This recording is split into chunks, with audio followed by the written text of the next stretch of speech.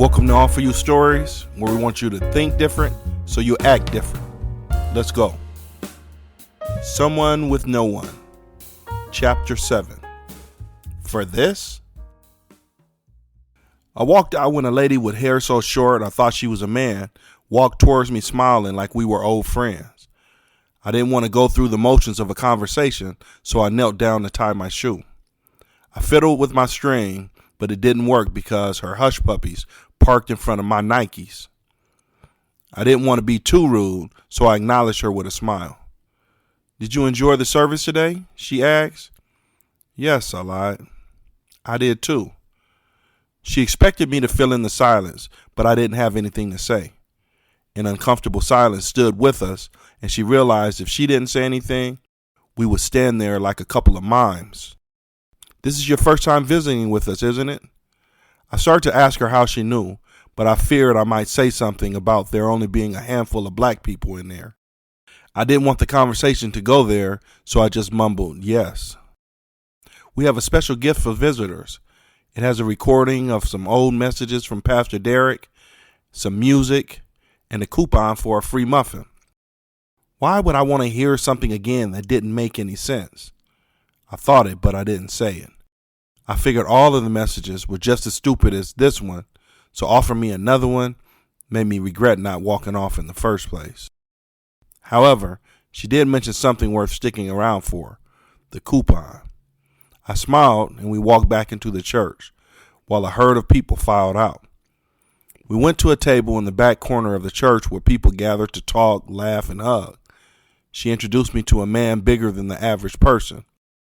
His light-colored mustache and bald head made him resemble a walrus, and he smiled like we were old army buddies.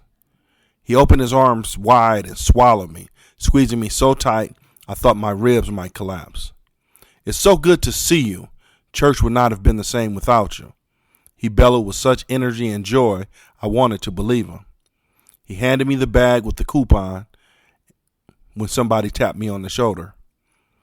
Seeing Chantel smile made me forget about everything else.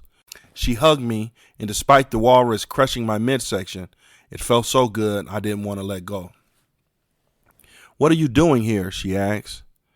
"It's good to see you too." "I'm happy to see you, but what are you doing here?" Somebody bumped her shoulder, so we decided to go into the courtyard.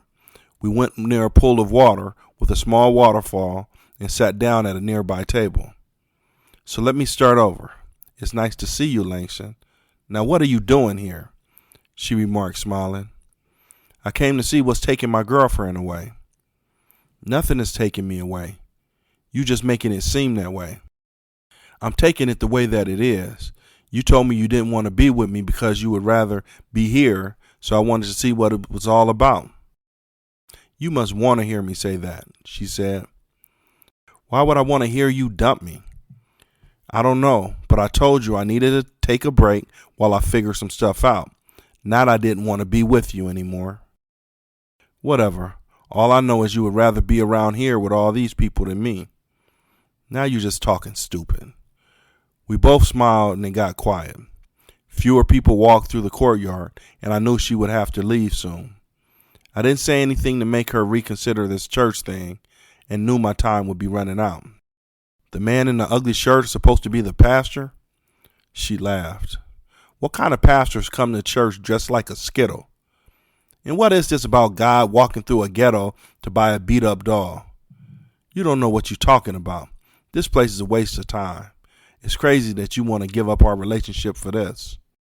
It didn't come out the way I wanted, but it's what I wanted to say.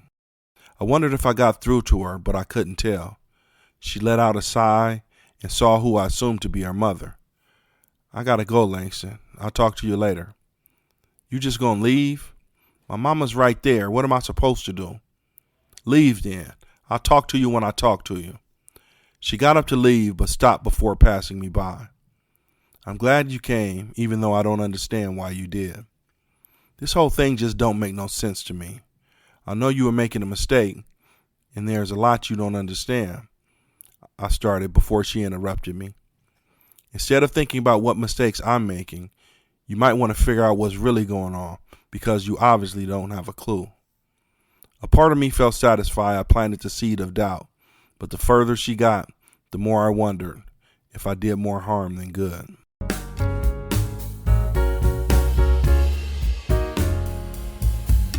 Thank you for listening. Please like, subscribe, tell somebody else about us, and do what you gotta do. Peace.